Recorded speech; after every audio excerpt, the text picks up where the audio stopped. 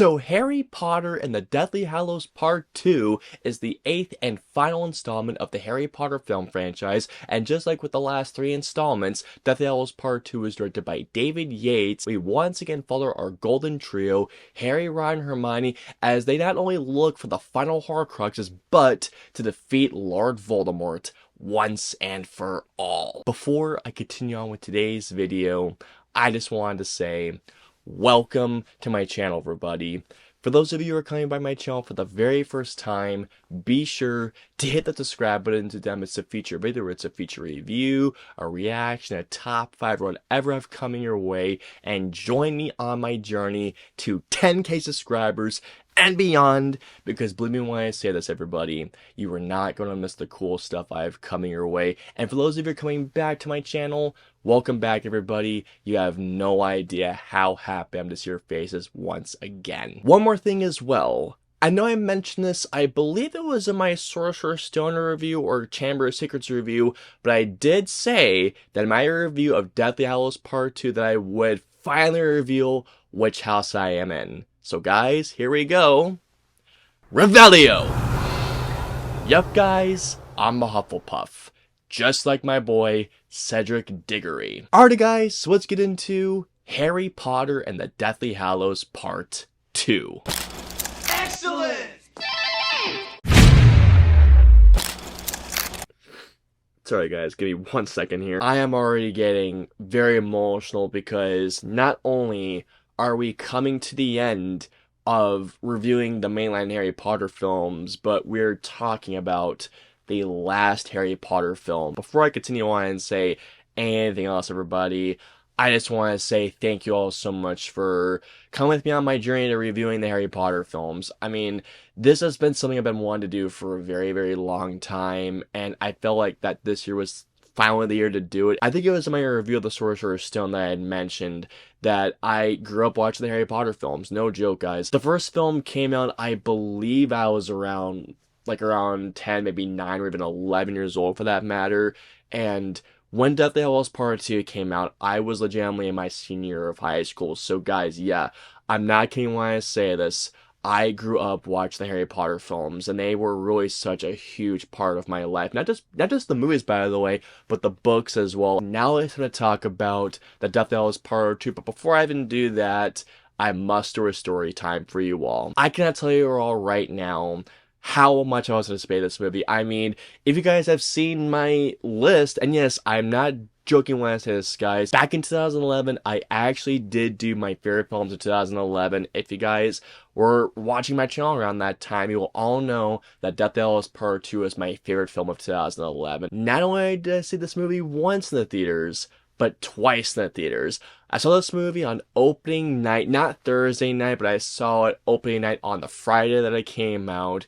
And to say that it was one of the best movie-going experiences I had ever been to, I cannot put into words how much I loved seeing this in the movie theater. Something that just hit me, and I cannot believe I didn't realize this. This movie is officially 13 years old.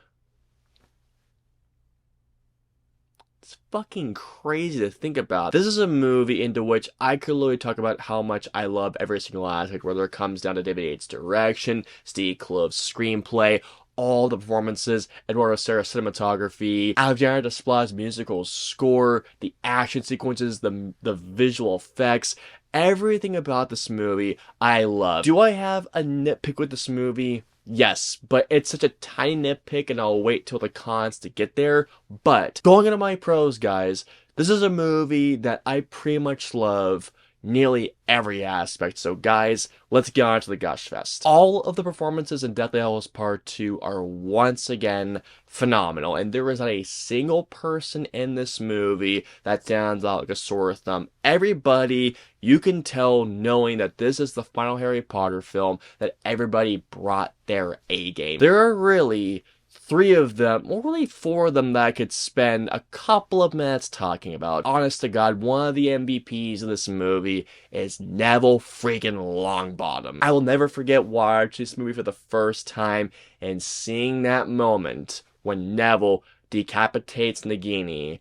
The entire theater erupted when I first saw this. And you know what, I'm not gonna lie, was I clapping?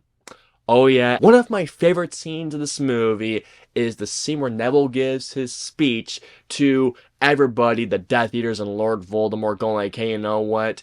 He didn't die in vain. Harry did not die in vain. He lives with all of us before he pulls out the sword.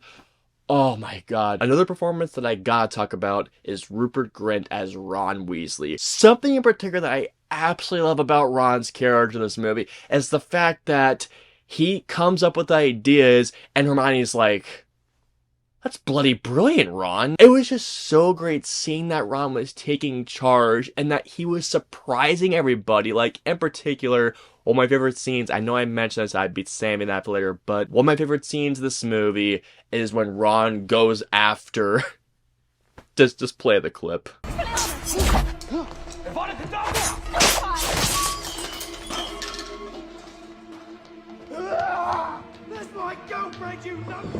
One more performance that I must talk about before I go on to really the scene stealer of this movie. I gotta mention Ralph Fiennes once again as Lord Voldemort. He did a phenomenal job portraying Lord Voldemort in Goblet of Fire through Onwards, and man, there is a scene in this movie where he just...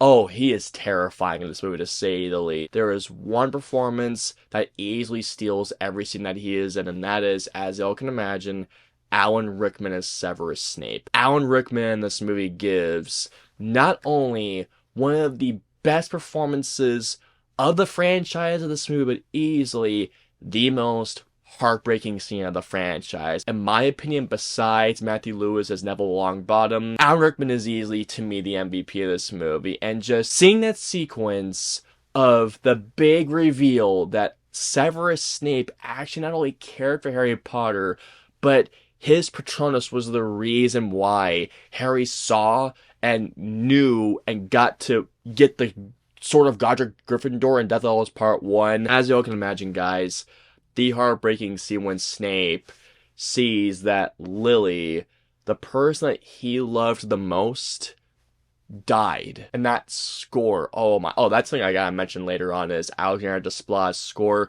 I'll mention that later on. Going on to the next thing that I absolutely love about Deathly Hallows Part 2, and that is David Yates directing. David Yates was essentially given the torch to take control of the rest of the Harry Potter film franchise. I can only imagine the pressures that he must have faced with not only tackling on Order of the Phoenix, and not only continuing on the franchise, but sticking the landing and ending the Harry Potter film franchise. And David Yates, you know what? Knowing that he went from essentially TV movies to making the rest of the Harry Potter film franchise and ending the franchise, the pressure I can only imagine he was facing was probably astronomical. But I gotta give him all the praise, all the claps, all the woos right now, because, man, David Yates not only stuck the landing for this movie, but he delivered such a, once again pun, here we go, a magical conclusion to the Harry Potter film franchise. If there's something in particular that David Yates did incredible with, that is the action sequences of this movie. You can tell that in Deathly Hallows Part 2 that David Yates has gotten such a confidence with directing not only kinetic action, hard-hitting action, but action with such great emotional stakes to it. There is a scene in this movie with the action where it still gets me going every time I see it. One scene in particular that David Yates directed so brilliantly is when Neville Longbottom is trying to run away from all the Snatchers. That whole sequence is so thrilling and so well done, and not to mention as well, he does bring in some great humor, which, by the way, Matthew Lewis, great job on bringing in such a great icebreaker in that scene. David Yates does a phenomenal job of not only bringing everything to such a great close, but directing thrilling and spectacular, just magical action. I know I keep saying magical, but really, it's a magical freaking movie. What else do you want me to say here? The last duel between Harry and Voldemort here is just a feast for the eyes. And you know what? Something I bring up is this, and I cannot believe that when I saw this movie originally that I said this. I originally said the duel between Harry and Voldemort was anticlimactic. I don't know what compelled me to say that, but man, When I was rewatching this movie last night, seeing how that duel came about, how Harry and Voldemort were doing throughout Hogwarts, and finally we see Voldemort just going away. Seeing how 7 movies of building up, of character development, plot, visuals, the build up to Lord Voldemort, and then we finally see Harry not only getting revenge for everybody that Voldemort had killed, but specifically for his parents. Another thing in particular that I absolutely loved about Deathly Hallows Part 2 is the cinematography. Part 1, Deathly Hallows, felt very grounded in terms of cinematography, where everything is definitely, it's shaking up a little bit. There's definitely some more grounded shots. Deathly Hallows Part 2, however, definitely has much more of a big, operatic feel to it with the big battles. There's definitely a grander and a bigger color palette in this movie. Not only is the cinematography great, but the visual effects still look incredible in this film. One of my favorite moments of this movie, you know what, I might as well mention it. When Neville decapitates Nagini and you see this shot.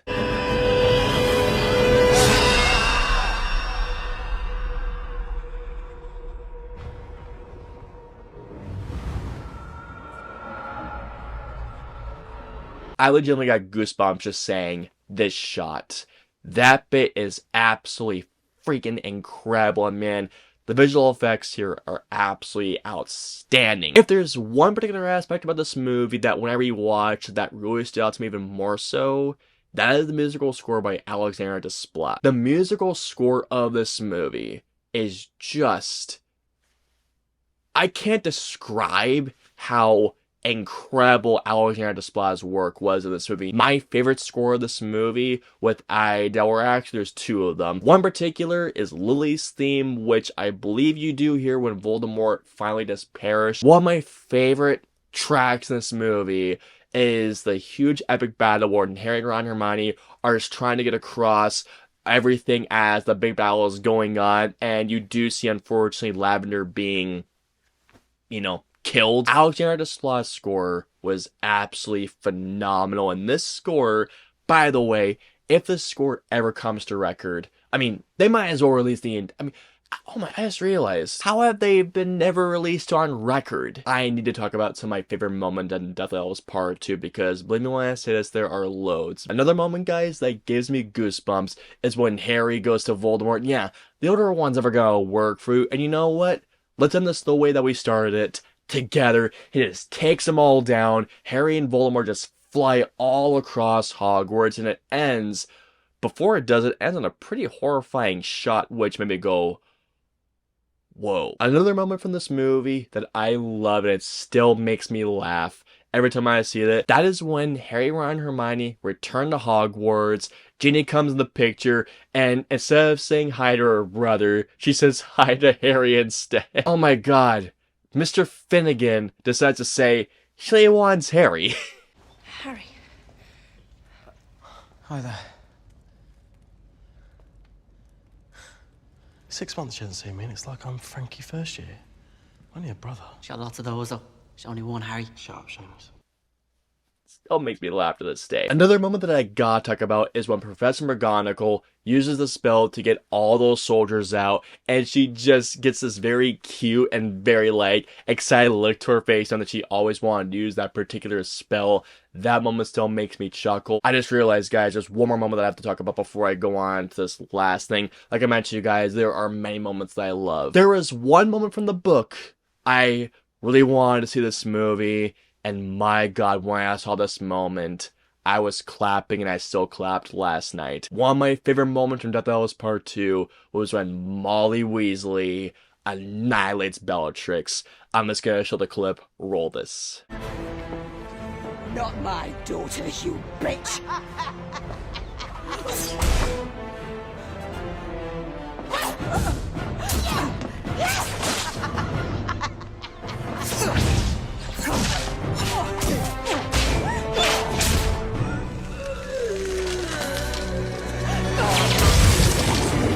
When I saw this movie Friday night when it first came out, the moment that it happened, everybody erupted in cheers and applause. That is easily one of my favorite moments of not only this film, for the entire franchise. One of my other favorite moments of this movie is when everybody thinks that Harry is dead, and he just fakes him out. On the Hogwarts side, everybody is smiling. They're going like, holy crap. But the way that Voldemort just looks at him going like, you little shitbag. I love that moment so much. I can't tell you guys. I love that moment so much. How this movie ends, not just this movie, but the entire franchise.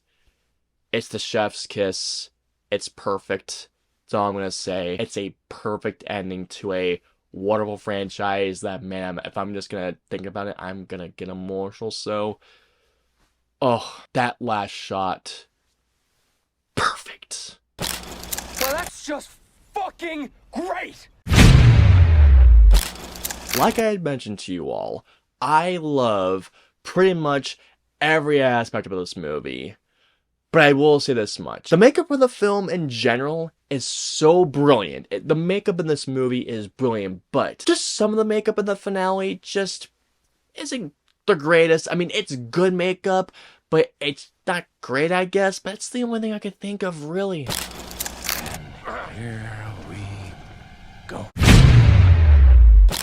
So overall, Harry Potter and the Deathly Hallows Part 2 is beautiful, it's epic, it's emotionally satisfying, it's thrilling, but most importantly, and here comes the pun once again, it is a magical ending to the Harry Potter film franchise. All in all, I'm gonna give Harry Potter and the Deathly Hallows Part 2 a easily, I mean, come on, you guys could have guessed this miles away, a 5 out of 5. Well done to David Yates. Well done to everybody. You guys seriously delivered one of the best endings to a franchise, really, in my opinion, of all time with Deathly Hallows Part 2. That is going to wrap it up for me reviewing not just Deathly Hallows Part 2, but reviewing all the mainline Harry Potter films.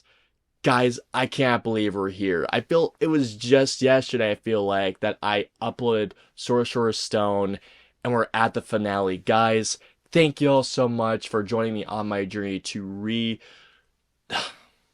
I can't believe we're here, guys. But guys, we're not quite done just yet, because next month on the 16th, which is, by the way, an anniversary for the release of the Sorcerer's Stone, I will do my definitive ranking of the Harry Potter film franchise. I hope you enjoyed my review of Harry Potter and the Deathly Hallows Part 2. If so, please hit the like button, or if you dislike the review, hit the dislike button. If you guys want to see my previous 2 reviews, please click right there or right there. And of course, until my next review or video goes live, I will see you all next time.